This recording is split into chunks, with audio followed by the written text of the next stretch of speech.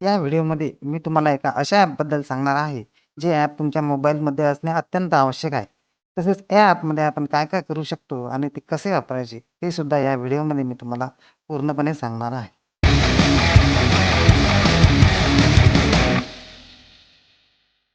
नमस्कार मित्रांनो, मी अनमोल आणि तुम्ही पाहत आहात मराठी युनिव्हर्स. चला तर मग सुरुवात करूया. आपल्याला बऱ्याच वेळा आपल्या मोबाईलमध्ये काही महत्त्वाच्या गोष्टी, महत्त्वाच्या लिस्ट किंवा काहीही लिहून ठेवायचं असते. मग प्रश्न पडतो, की मोबाईलमध्ये हे नेमकं कुठे लिहून ठेवावं किंवा कुठे टाईप करावं?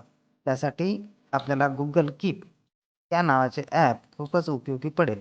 या छोट्याशा आणि अत्यंत उपयुक्त ॲपबद्दल मी या व्हिडिओमध्ये तुम्हाला सांगणार आहे. सर्वात आधी आपण ॲप इन्स्टॉल करू.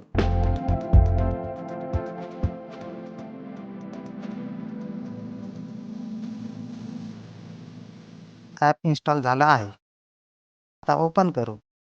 मित्रांनो, या ॲपमध्ये तुम्ही काहीही लिहून ठेवू शकता किंवा टाइप करून ठेवू शकता आणि कितीही प्रकारच्या नोट्स या ठिकाणी सेव्ह करून ठेवू शकता. मी या ठिकाणी एक नोट ॲड करतो. नोट ॲड करण्यासाठी खालील उजव्या बाजूला असलेल्या प्लस आयकॉनवर टॅप करा. आपल्याला आता टेक्स्ट नोट करायची आहे, त्यामुळे टेक्स्ट ठिकाणी टॅप करा. आता तुम्हाला नोटमध्ये जे टाइप करायचं असेल ते करा. आणि यानंतर वर त्या नोटला टायटलसुद्धा देऊ शकता. नोट तयार झाल्यावर सेव्ह करायची सुद्धा गरज नाही. डायरेक्ट बॅकला या. नोट आपोआप सेव्ह होऊन जाईल. आणि विशेष म्हणजे या ठिकाणी तुम्ही कितीही मोठमोठ्या नोट्स ॲड करू शकता. म्हणजेच कविता, निबंध किंवा एखादा लेखसुद्धा तुम्ही इथे सेव्ह करून ठेवू शकता. तसंच या ठिकाणी आपण कुठलीही लिस्ट किंवा यादीसुद्धा ॲड करू शकतो. त्यासाठी प्लस आयकॉनवर टॅप केल्यानंतर लिस्ट हे ऑप्शन सिलेक्ट करा आणि यादी तयार करा. या यादीला आपण पाहिजे तेव्हा अशा प्रकारे चेकमार्कसुद्धा करू शकतो आणि केलेले चेकमार्क काढूनसुद्धा टाकू शकतो.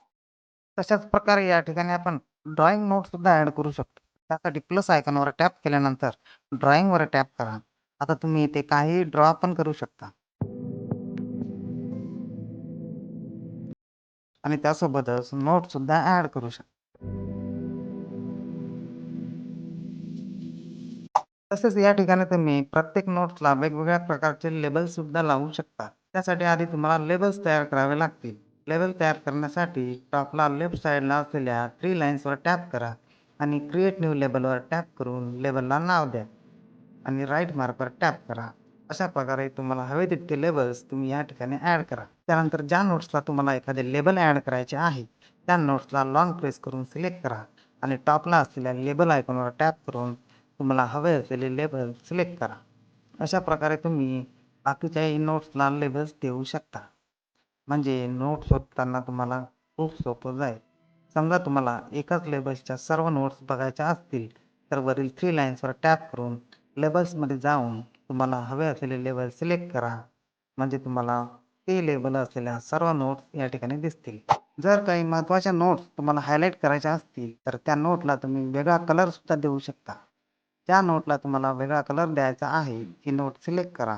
टॉपला असलेल्या कलर आयकॉनवर टॅप करा आणि तुम्हाला हवा असलेला कलर सिलेक्ट करा. आणि एक विशेष म्हणजे तुम्ही नोट्सला रिमाइंडरसुद्धा ॲड करू शकता.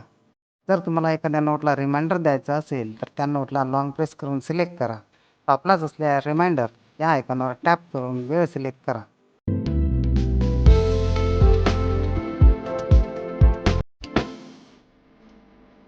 आता या वेळेला ही नोट तुम्हाला नोटिफिकेशनमध्ये टोनसह रिमाइंड होईल. जर तुमच्या खूप साऱ्या नोट तयार झाल्या असतील, तर टॉपला असलेल्या सर्च बारमध्ये तुम्ही टाईप करून सर्चसुद्धा करू शकता. आणखी एक महत्त्वाचं, तुम्ही PC किंवा लॅपटॉप यूज करत असाल, तर keep.google.com ही वेबसाईट ओपन करून तुमचा Google ID आणि पासवर्ड टाकून तुम्ही हे ॲप PCवर सुद्धा सहजच यूज करू शकता.